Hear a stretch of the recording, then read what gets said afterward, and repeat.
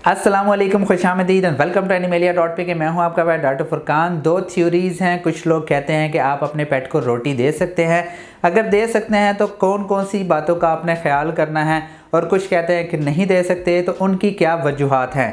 और लास्ट में आपको जो रोटी की वजह से सबसे ज़्यादा प्रॉब्लम होता है उसके बारे में भी हम डिस्कस करेंगे और उनकी वजूहात भी देखेंगे।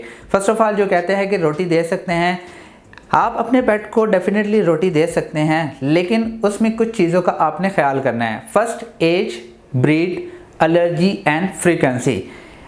अगर आपके पास पपी है तो पपी को कभी भी रोटी ना दें। अगर वो 6 मंथ्स प्लस का है तो आप रोटी दे सकते हैं। अब इसमें सेकंड फैक्टर आ जाता है ब्रीड का। जो सेंसिटिव ब्रीड्स हैं, जर्मन रॉटवेलर, हस्कीज़, पिटबुल, ये सेंसिटिव डॉग्स में आ जाते हैं। अगर आप इनको रोटी देंगे तो इनको मैक्सिमम चांसेस होते हैं कोई ना कोई एलर्जी होने के। अब आ जाती है एलर्जी को हम लास्ट में डिस्कस करेंगे। अब फोर्थ फैक्टर आ जाता है फ्रीक्वेंसी।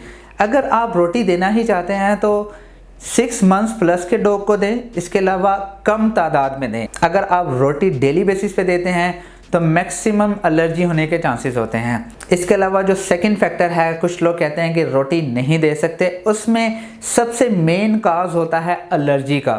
ख़ास तौर पे जर्मन शेफर्ड्स के अंदर अगर आप अपने पेट को रोटी देते हैं तो उसमें जो फूड एलर्जी है वो होने के चांसेस ज़्यादा से ज़्यादा होते हैं। अब फूड एलर्जी क्यों होती है इसके बारे में बात करते हैं। बेसिकली जो रोटी होती है उसमें होता है ग्लूटेन। आपका जो पेट है वो ग्लूटेन को प्रॉपरली डाइजेस्ट नहीं कर पाता, जिसकी वजह से आपके पेट की जो स्किन है वो मोटी होना शुरू हो जाती है और उसमें एलर्जी आना शुरू हो जाती है, और इसके अलावा वो खुश्क होना शुरू हो जाती है।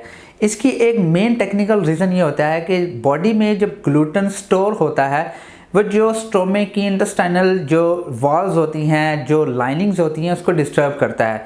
इसके बारे में हम साइंटिफिकली बहुत डिटेल से बात करेंगे, लेकिन आज आपको जो मोटी मोटी बातें हैं वो बताऊंगा।